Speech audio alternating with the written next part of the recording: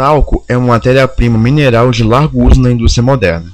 Sua composição química, estrutura cristalina e textura pode lhe conferir um amplo espectro de propriedades tecnológicas que encontram aplicações tão nobres como na elaboração de cosméticos, tintas e coberturas de papel, quanto em aplicações mais simples, como fundente na indústria cerâmica ou mesmo carga inerte na fabricação de tintas, borracha, inseticidas, fertilizantes, papel e outras aplicações. O mineral industrial talco. Conceito de bem mineral. O mineral industrial talco, denominado de silicado de magnésio hidratado, é geralmente denominado de forma conjunta como mineral filosilicato.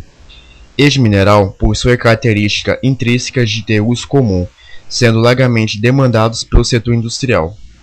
O talco é uma rocha filosilicata, ou seja, silicatos com estruturas em forma de folha, em que o mineral talco é predominante na maioria das vezes. Embora dispondo apenas de reservas moderadas, o Brasil se encontra entre os principais produtores mundiais de talco, denotando condições de autossuficiência sob o ponto de vista quantitativo. Sob o ponto de vista qualitativo, o que se verifica é que o talco brasileiro sofre somente operações elementares de beneficiamento, tais como britagem e moagem, sendo que a maior parte da produção se destina ao uso cerâmico. A pequena fração de talco produzida para usos mais nobres é proveniente de uma lavra seletiva, e antes de ser comercializada, é submetida apenas a uma secagem e moagem. Características mineralógicas do talco. O mineral talco é um filosilicate de magnésio hidratado, onde seus constituintes, o magnésio, silício, oxigênio e hidróxido, assumem um arranjo espacial do tipo TOT, isto é, uma estrutura do tipo sanduíche, que exibe duas folhas tetraédricas em formato T, formadas por átomos de silício oxigênio, a folha siloxana, que envolve uma folha tetraédrica do tipo O, formada por magnésio e hidroxila, em folha de brucita. As unidades estruturais do tipo TOT são ligadas entre si por ligações de Van der Waals, que conferem às partículas do talco e algumas peculiaridades. As características principais são as zonas de fraqueza ao longo do plano cristalográfico em forma de 0001, plano basal, cuja característica advém a clivagem basal perfeita. A quebra preferencial de ligações de Van der Waals durante o processo de fragmentação confere às suas partículas uma superfície de caráter fortemente hidrofóbico. Este mesmo raciocínio explica a hidrofobicidade natural de outros minerais, como a grafita e a molibdenita. A untoxicidade ao tato, o poder lubrificante e a dissolvente de óleos e gorduras. A estrutura do talco é semelhante à da pirofilita, exceto no fato de que as posições octaédricas nas camadas complexas estariam ocupadas por magnésio em vez de alumínio, sem haver quaisquer posições vagas. O talco é, portanto, um mineral laminar trioctaédrico. Tal como na pirofilita, as camadas constituintes ideais não têm carga, de modo que não há cátions intercamadas, ocorrendo apenas uma ligação intercamadas muito fraca. Este fato origina a dureza muito baixa do talco e predomínio de falhas no pilhamento. Deve-se referido que os sucessivos anéis hexagonais de tetraedros não estão sobrepostos diretamente, como acontece nas micas, mas sim predominantemente deslocados em relação aos outros ao longo da lacuna intercamadas. Pequenas rotações de tetraedros dão origem que a simetria dos anéis hexagonais seja de trigonal do que hexagonal. Têm sido diferenciados polimorfos triclínicos de uma camada, do tipo 1Tc, e monoclínicos de duas camadas, do tipo 2M, e até mesmo o do tipo ortorrômbico de duas camadas, do tipo 2O. O talco ocorre em rochas ultrabásicas metamorfizadas, mas também como elemento de substituição de tremolita e da olivina em dolomitas siliciosas, que sofreram metamorfismo. O talco é o constituinte principal dos materiais de depósito de importância econômica designados por pedra-sabão ou esteatitos. Blocos destes materiais são utilizados para isolamento térmico e elétrico. Também se utiliza em cerâmica, pó de talco para indústria cosmética, lubrificante e como tintas em papel.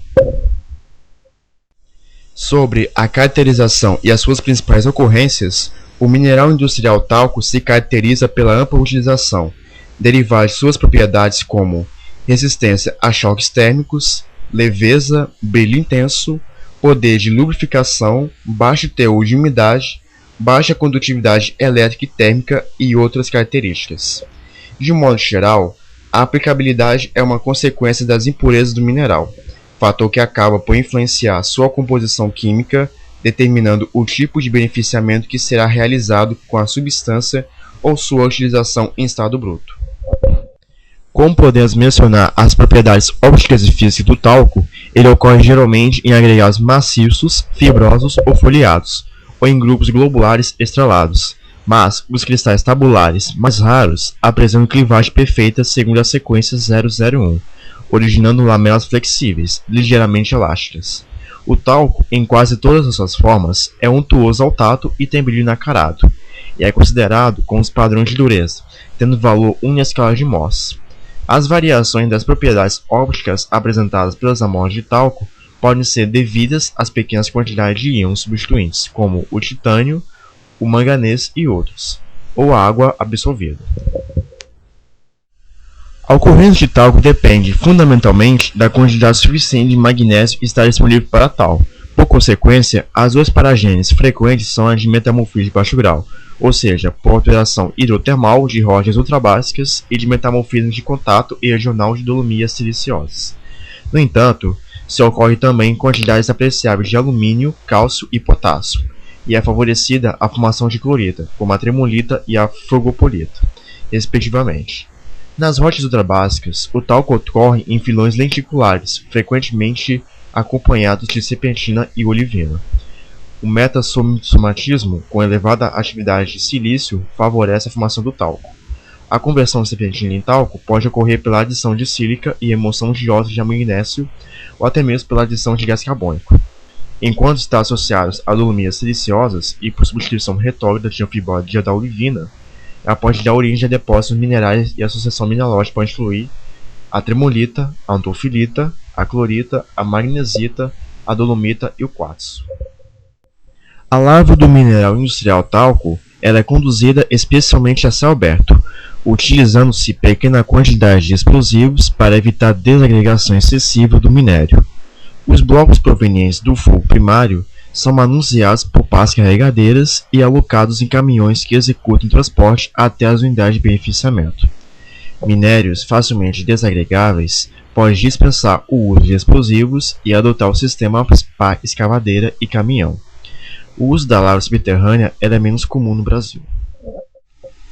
Numa mesma frente de lava podem ocorrer vários tipos de talco, e no avanço de alguns metros, esses talcos alternam-se tanto vertical como horizontalmente. Dessa forma, é normal se manterem frentes de lava maiores que as convenientes da produção, ou mais de uma frente em explotação, de forma a permitir o fácil acesso aos vários tipos de talco, conforme as necessidades contratuais da empresa e propiciando o aproveitamento racional da jazida. Sobre o processamento mineral talco, o Brasil, a lavra seletiva e a catação manual são os principais métodos adotados para a melhoria e a qualidade do talco, cujo beneficiamento tem sido realizado através de uma secagem seguida de moagem, para a redução do minério à granulometria exigida pelo mercado. Porém, nos países do primeiro mundo já se utilizam técnicas menos variadas e sofisticadas para o beneficiamento do talco, como a separação magnética, que consiste na separação de alto campo e gradiente e pode ser utilizada desde que as impurezas que se deseja remover elas estejam liberadas na forma de grãos e não como substituintes na rede cristalina. A catação fotoelétrica automatizada é uma substituição à catação manual, ou seja, o minério bruto, ao ser transportado por correia, ela passa através de uma célula fotoelétrica que faz seleção do material claro, sendo automaticamente retirada da correia. A flotação comercial tem se mostrado uma alternativa bastante viável para a purificação de minério de talco. Sendo o talco um mineral naturalmente hidrofóbico, os coletores utilizados na flotação direta são todos hidrocarbonetos da família do óleo diesel. Nesse caso, existe o uso de agentes espumantes. O pH natural da polpa próximo à neutralidade tem sido adotado como padrão para a flotação. Entre os coletores podem ser mencionados as aminas primárias, xantato de potássio e também os ácidos graxos, como o querosene e óleo de pinho ou flotanol. Tem sido uma combinação mais indicada para a formação de talcos foliados, enquanto as aminas graxas, por serem coletores mais poderosos, têm sido indicados para talcos fibrosos. A flotação em coluna É o método que está sendo utilizado a partir da década de 60 e tem tido grande aceitação para a recuperação de metais nos últimos 10 anos. Para o beneficiamento do talco, ela tem obtido bons resultados quando comparado com a flotação convencional, ou seja, além de existir baixo capital de investimento e custo operacional, ela também ocorre pela simplicidade na operação e também pela obtenção de partículas finas e limpas. A lixiviação é um método que é usado quando se deseja melhorar a alvura do produto, através da solubilização de impurezas, principalmente dos óxidos de ferro, e a separação densitária, que os minerais de ganga, que apresentam densidade mais alta que o talco, podem ser separados por mesa concentradora. Uma via de regra que pode ser mencionado também é que os circuitos industriais de beneficiamento de talco seguem um paradigma que é bem representado pelo fluxograma de beneficiamento de talco de Belmont nos Estados Unidos.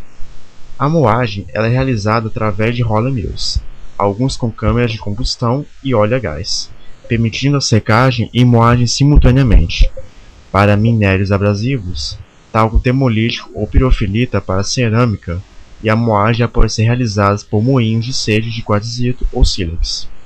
A separação magnética de alta intensidade, via úmida, pode ser utilizada no circuito de beneficiamento, visando assim a sua obtenção de produtos com conteúdo mínimo de ferro.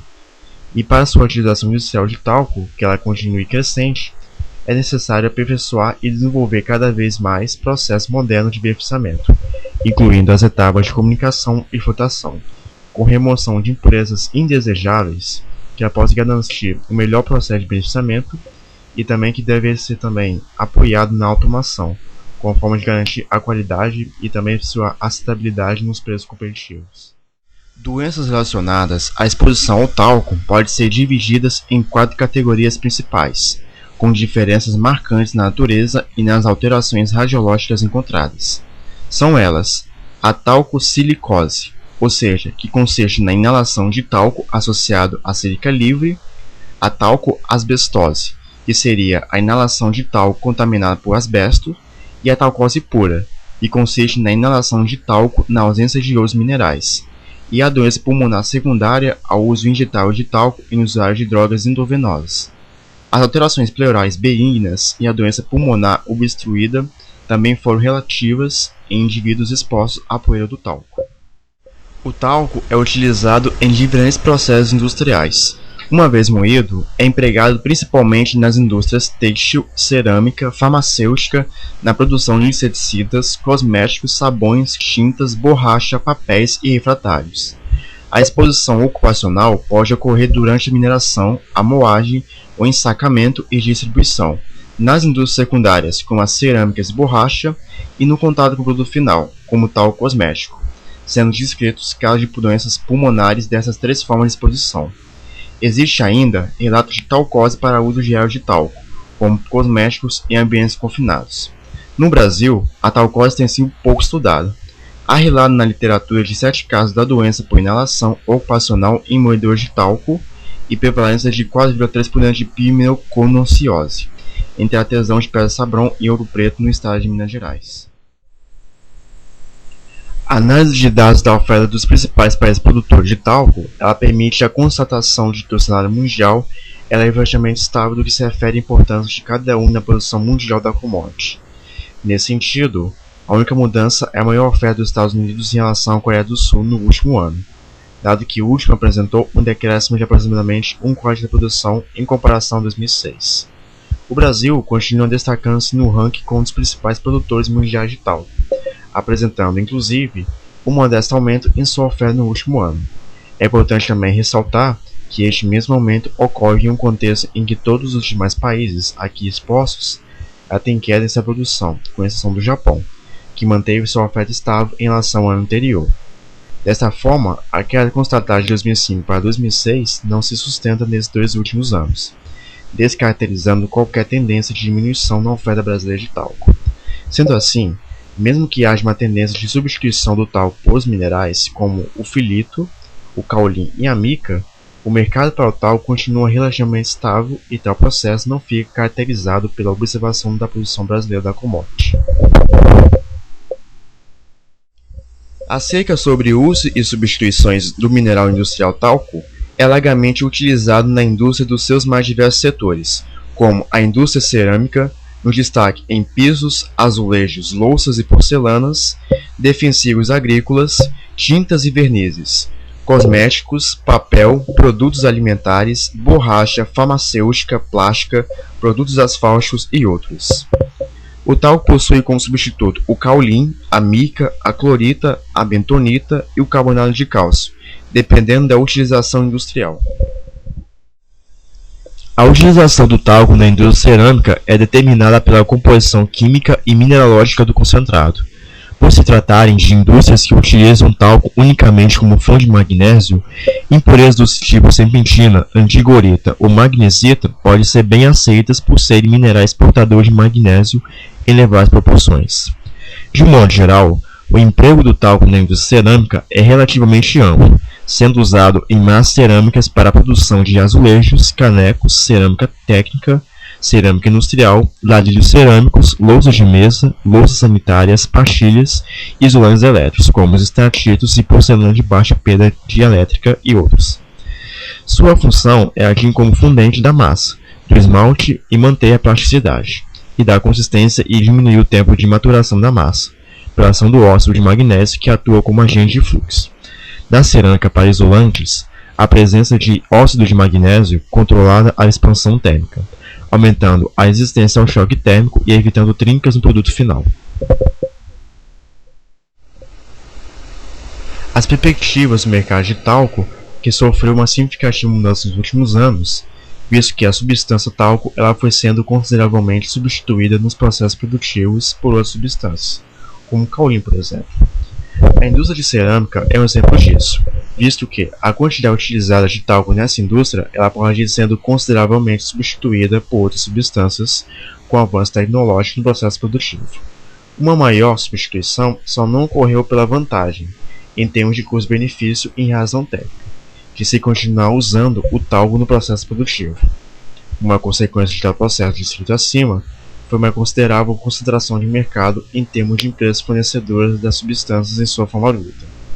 Este fato está possibilitando uma reorganização de mercado fornecedor dessas substâncias, o que vem permitindo até mesmo certo ganho em termos de preços obtidos na venda para as indústrias que utilizam das substâncias tratadas. Nesse contexto, a recente valorização cambial não foi nada positiva para o mercado fornecedor de talco, visto que muitas indústrias tiveram sua demanda externa desaquecida ou ficaram em uma situação em que era mais vantajoso importar o minério na sua forma bruta do que comprar fornecedores nacionais. Este fato também contribuiu para uma maior concentração no mercado fornecedor dessas substâncias.